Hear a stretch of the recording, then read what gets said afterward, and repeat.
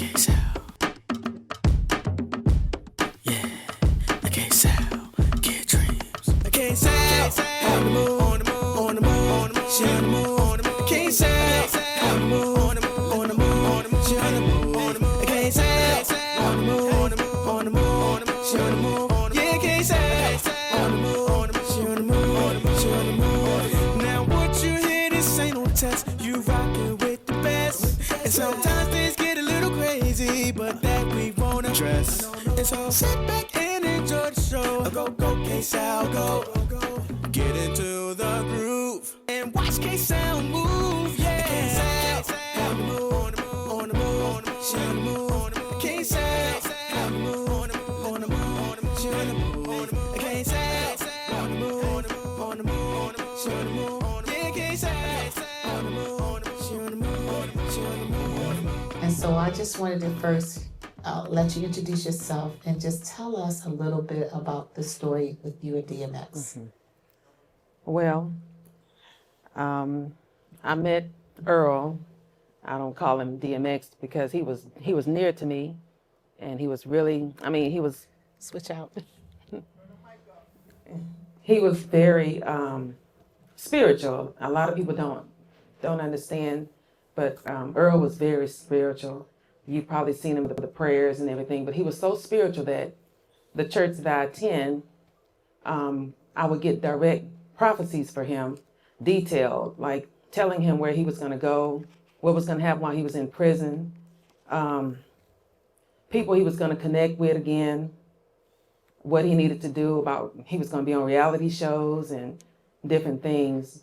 And it all started from prayer and fasting, actually with Tupac. When he was in the hospital, he was, I guess what you want to call, getting ready to transition out of here. And I wasn't saved, but God started using me. I was just praying and crying. I was like, hey, what's going on? Why would you let this happen to Tupac when at least he was, he was speaking about you and his music and everything. He made a lot of mistakes, but he was used. He was doing good things with his music. He was talking about you, glorifying God pretty much. And so I told the Lord, I said, hey, where was your so-called Christians, these preachers? Who were the people that you have out here that's supposed to help people when they're crying out like he was doing?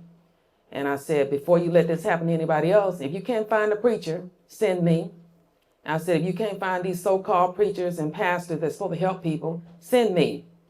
And why did I do that? Because years later, he started sending me DMX, Earl. And as we all know, when people are in rebellion, because Earl, he made a lot of mistakes, as we all do. And there was times when I would go and tell him things, he would run. But deep inside, he loved God. And so this is where my story started with him. So, let's see. Well, we'll just be switching mics. Thank you. So, how long did you know Earl, a.k.a. DMX? I met him in 2009. I was going to work, and I just kept hearing the Lord say, hey, I need you to write him. And I was like, this ain't real. And so I would turn on the radio. It would be bad things about him, things that was happening. And I would turn on television. It was him. It was like everywhere I was going, it was like God was saying, hey, you hear me? And so that's when I started fasting. I went on this 7-day fast. And like at 2:30 in the morning, 2 o'clock, 2:30, I just woke up crying. I was like, hey, what's going on? And the Lord said, you're going to write him. And I said, well, hey, he's going to think that I'm crazy. He ain't going to believe me. And he said, well, just write him. And, I said, well, you take these hands and this mouth and you tell him what you want him to know. And I said, I'm going to send this letter off. And I said, it's up to you and what you're going to do about this next. And so he said, well, 7 days, you're going to receive a letter from him. I sent him this letter, and I kid you not, on the 7th day, which was a Saturday, I got a letter from him. And it's in the book. And he was like, you got to me. And, if you wouldn't have got to me in the time that you did, things pretty much what he was telling me was going to get bad. So he was like, everything you said was true. And he said, testify, sister. So the letter is in the book. So you wrote a book, And you have a lot of things in this book in reference to your relationship with, I'm going to call him DMX, and I know Yeah. Earl is his personal name because we all know him as DMX. So you did not know him, but God spoke to you and say, write him. Yes. And in 7 days, he's going to write you back. Yes. So what did you put in this letter? And I would like to know what was in the letter that he wrote you back.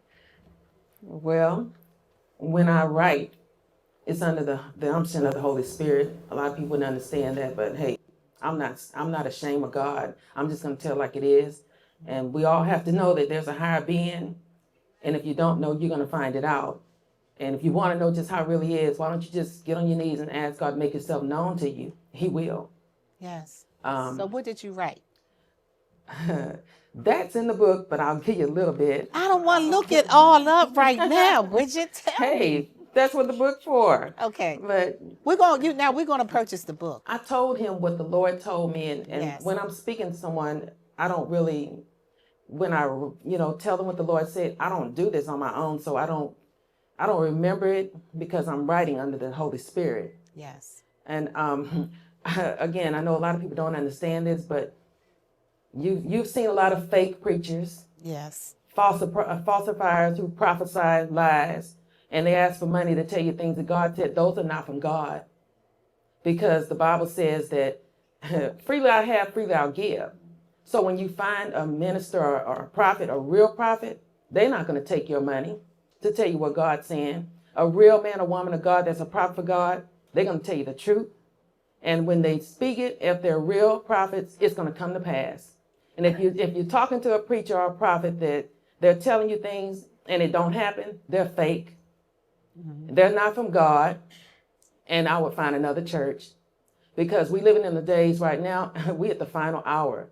And one of the reasons why God using me and he put me in this platform is to spread the news that Earl was trying to get out, that Jesus Christ is coming soon. Yeah. The rapture is imminent. And if you don't know God, I beg of you to get to know him. I beg of you to get close to him and know that this world getting ready to end. I mean, you see everything happening. He said it's going to be like a woman giving birth to a baby. When the storms and things you see happening, they're going to get worse and worse. Things not going to get better. It's just going to get worse. And this is one of the signs he gave us to let us know he's coming back soon. The thing that drives me every day as a dad is him. His real name is Darion, and we call him Day for short.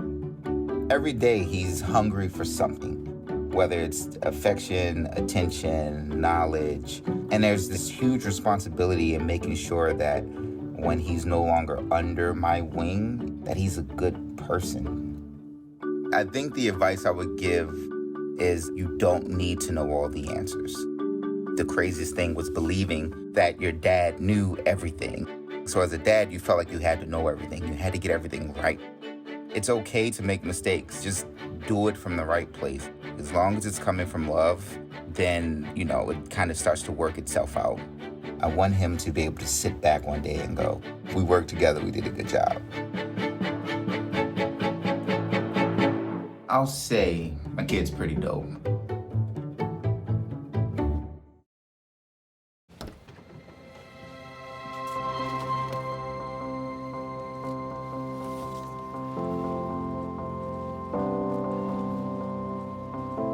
The impact of a meal goes well beyond feeding our bodies. Food can open endless possibilities for people to thrive.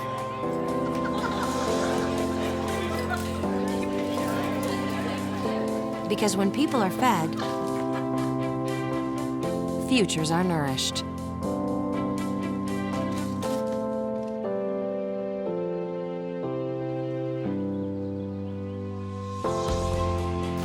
Everyone deserves to live a full life.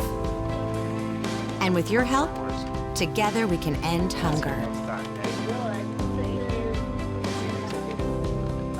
Join the movement at feedingamerica.org/actnow. I noticed in DMX's songs, a lot of his songs, I can see him or I can feel him, and we heard it in his words. he was very close to God, but yet and still, he always talked about the demons and you know, chasing him or whatever. And I may not be saying that correctly, but I noticed in his songs he cried out a lot and talked about God. What part did you, or if any, did you play in that? Earl was very spiritual. He was spiritual before I met him. The reason God started sending me into him because he was crying out for help, just like Tupac was, but nobody answered to Tupac that I know of. But I made that covenant with God when Pac was dying, and so God kept me to that covenant. And so when Earl was, he went through a lot of things a lot of people don't know. I mean, out of confidence, I don't share a lot of things that he shared with me because some of the things it had me, it would break me down. But he knew people that he could trust, and he knew there was a lot of people that were just using him. And so these people were, I'm just going to say it, vultures. They didn't care about his soul. They didn't care if he lived or died. All they cared about was getting money from him. I never took a dime from him, and I made that known when he sent for me to his first meeting. He made that known to everybody at that entourage that no, I'm not on his paperwork. I'm not on his check. I'm on God's time, and I'm here for his soul. You know, people don't understand, but Earl was very, very, I don't even know the words for it, but he was really connected to God.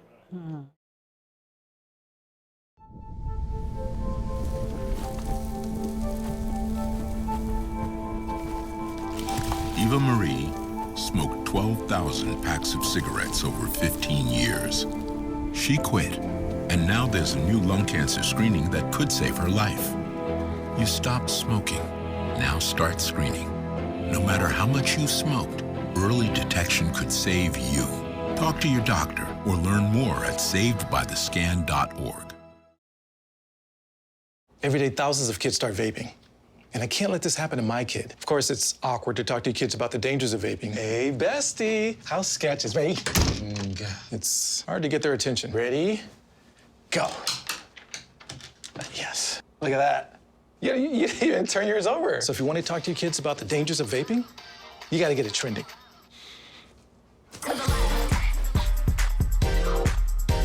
No, you're doing it wrong.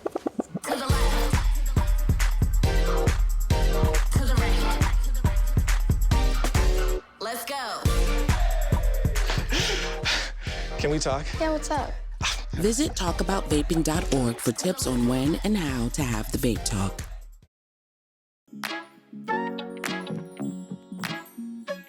In my book, The Man That Walked the Dog, now this book is in stores worldwide. It's a story about me and his life growing up in the industry and how this industry will break you up. And I showed him this cover on tour. I said, before the book came out, because I helped him with his book. His book's called Earl. Whoever got the book, look inside, it says Material by Superior. But anyway, as far as my book, I told him, I said, yo, dog, I want to do my book.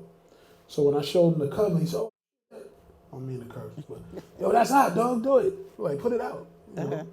Sure enough, a couple of months later, he acted like he never saw this.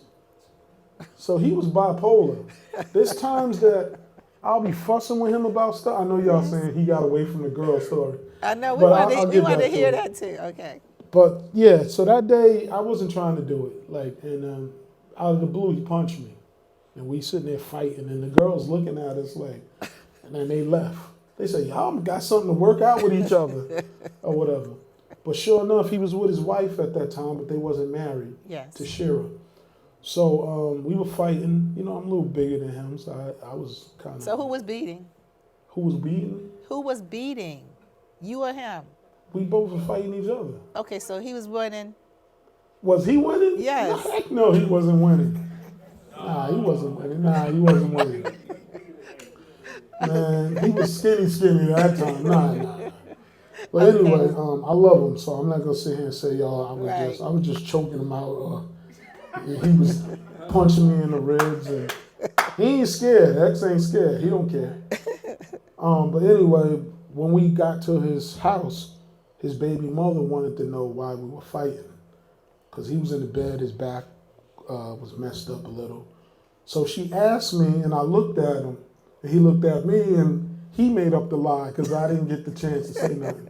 He said, nah, I told him to do this, and he did something else. So like, he's talking about some music stuff.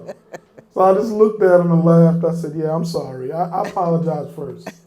You know, but he know me and him love each other, man. We used to fight on tour, fist fight. Really? Security sitting there watching us, Uh-huh. you know. But, yeah, we had a lot of fights. But I walked away from the industry because this industry will mess you up, you know, if you allow it to. You know, so X was a good person, but he also had the other side. Yeah, yeah. So can I see that book again, please? Because there was something that you told me about this book. Now you said that the eye. Well, they put they put explain that. They put Boomer. Y'all remember the dog Boomer, and y'all know X loved dogs more than he loved humans. So if I kept the dog, then he must have loved me, right? Because I was the one that took care of Boomer. So I named the book "The Man That Walked the Dog," because I used to walk the damn dog. You know, I had the dog when he went to jail. When she said the 7 months and all that, I had the dog. Uh-huh. And the dog was messed up. When the dog used to hear police sirens, he used to run around the house barking. That's because X used to rob people with the dog. Oh, really? Yeah, the dog was crazy. Boomer was crazy.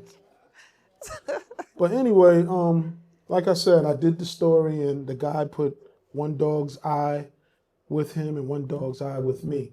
Now, y'all know that. So explain that. One dog's eye is on your eye? And one dog eye is on his eye. Okay. Saying that we were brothers and we, you know. Y'all do know that if I didn't have permission to do this, they would sue me. Yes. So this is in stores worldwide. Yes. And it's sold out. Right now it is. I believe there's one copy left or something. That's mine. This is your copy, yes. Okay. You see how she thugging? I feel like X is here. You know? Yo, dog, give it to her, dog. Nah. But anyway, in this book, there's some stories. There's letters from him, because I put the letters in here. Just like she has an authentic letter, I have letters also. Because X didn't write a lot of people. Yeah. But he wrote us, so we must have meant something to him. Yes. You know? Yes. And there's a young picture in here with me and Mary Blige. Because Mary was around us too. But after a while, Mary was mad at us because I'm sure you heard it on the internet. We made a song dissing her. Wow. Because we was a little mad. But, you know, I love Mary now. You know, What was in a song that y'all was dissing her? What was in the song? When she got on, she acted like she was from Brooklyn and Bronx. Okay. She's from Yonkers. Ah. So X was mad about it. So X wrote a lyric dissing her. What did he say? I can't say those lyrics. They're going to have to look that up. Oh, really? But it was that bad? It's bad. And I'm not innocent because he made me write a verse to her, too. What did you write? I'm not going to say my verses neither. I'm cool with her brother. I'm cool with her father. And I'm good now with them. So and you she guys forgave me, but we ain't talking yet, but she forgave me. But the thing is, we were mad because when she got on, she was yelling all that, and it's like she didn't know us. Okay. Now, it was a time we went to Hot 97 when Wendy Williams used to be there. Mm-hmm. And I guess Wendy was a fan of Mary. Okay. So we was on Rough House Columbia in 1992. We had one deal. The record was called Born Loser. And I remember us bringing it to Wendy Williams to play it. She took the record, she drove down the street and threw it out the window. So we chased her. I was like, get that bitch. I mean, you know, whatever. We chased her for a little while, then we stopped. Wait a minute. Hold up. You was chasing Wendy Williams? We chased Wendy. Wendy know we chased her. I put it in the book. I mean, men live, women live, video and audio don't. So y'all was chasing Wendy. Because she threw the record out the window. That's our art. Did y'all pick the record up? No, we was chasing her. We didn't worry about the record. We had a whole bunch of records in the car. What was y'all going to do if you caught her? I don't know what we would have done. You know, I don't know. But she did throw it out the window. Okay. Now, recently, before he died, he was on a show with her. Uh-huh. And they were talking about it, but Wendy kept trying to fade away. She said, that was that time, Earl. But yeah, she did that to us. Okay. Yeah. Yeah, so like I said, with X, we had that first deal, then we lost that deal because I think Nas was on that label. He put out a record called Halftime. And we got kicked off the label, and I'll tell you why. Shoot. It's in the book, too. Okay, what happened? There's video on it, too. Remember, we didn't have a deal yet. We was under Rough House Columbia. Okay. Remember Rough House Columbia had Criss Cross? Okay. And Tim Dog? And people like that. But Marky D from the Fat Boys was also signed to that label. Do you remember that? He had a song called Swing That. I know the stuff, man, you know? But we did a show for Rosie Perez. So the show was over. We went outside. Rough House Columbia had a town car for us, and they had a limo for Marky D, just because he's fat. You know what I'm saying? Okay. So the driver said, "Are you D?" And X said, "Yeah, I'm D." So we took the limo. You know what I'm saying?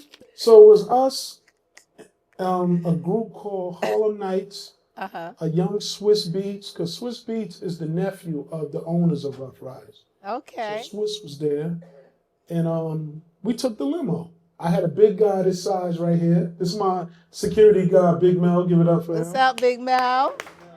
But I had a guy a little bigger than him drive with the driver. So we took the limo. Now, I think he got a call to come back because Marky D was mad that he had the town car. We didn't come back.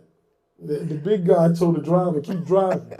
So X was like, yo, dog, I might be thrown off the label, so let's do a video or something. So we was doing videos in the back, and I got the footage. So we did videos in the back, doing shows and stuff, and then we started dissing Mary and everything. So it's video footage, but I keep that separate because I love Mary. You know, Mary went through a lot of stuff. Mary was around me. She went through a lot of stuff. Mary, y'all don't know that up to Mary's album coming out, girls was jumping her. Like those cuts on her face is real. You know what I'm saying? At her release party, she had girls there that jumped her. Wow. But they came to buy her music. Wow. But they had security in there for that day because she didn't get close to the people because people was in there trying to hurt her. So why was they jumping Mary? Mary was sleeping with people men. Oh, got you. She didn't, you know. Yeah. That might be a good reason. Too. She ain't soft. But when you're dealing with a whole bunch of people, yes, you know. Yes. But yeah, Mary was good. But we was close with her. So when X wrote the rhyme dissing her, like I used to rhyme too, he made me write a verse. He said, "Dog, she diss you too." I was like.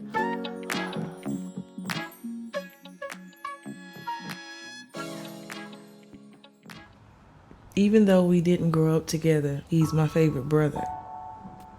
Hey, sis. I'm the baby of the family, and he's the gentle giant. What you know about Port Georgia? Man, please, that's a classic. You know when they say people are a rare breed?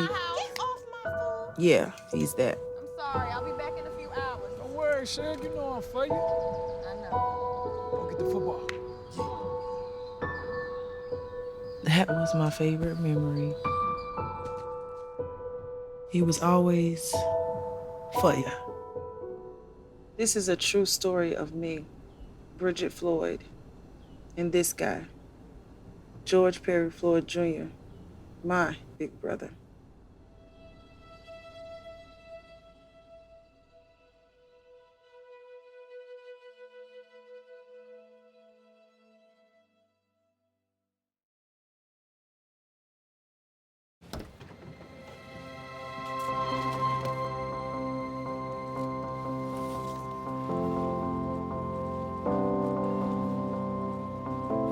The impact of a meal goes well beyond feeding our bodies. Food can open endless possibilities for people to thrive.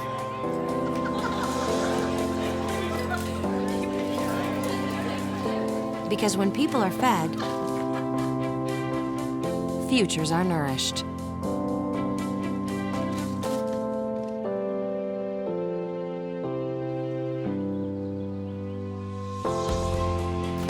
Everyone deserves to live a full life. And with your help, together we can end hunger. Join the movement at feedingamerica.org/actnow.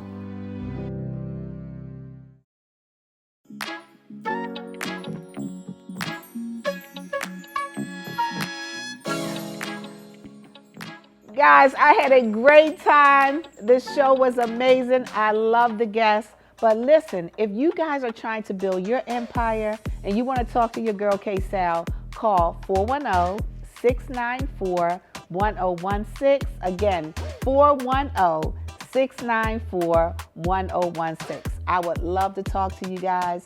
So listen, have a safe night. Love you guys. Bye-bye. It's your girl KSAL. Peace out.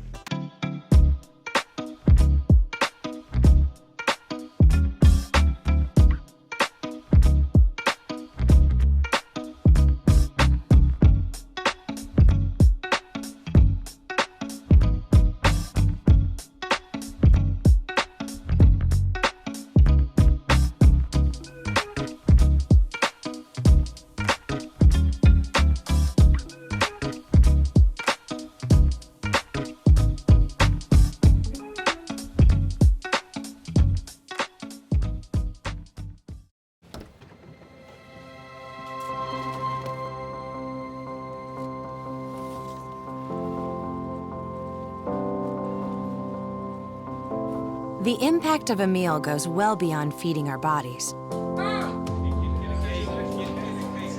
Food can open endless possibilities for people to thrive.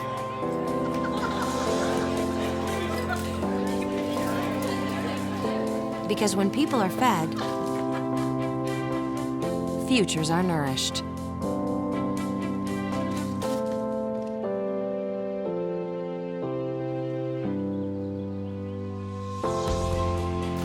Everyone deserves to live a full life. And with your help, together we can end hunger. Join the movement at feedingamerica.org/actnow.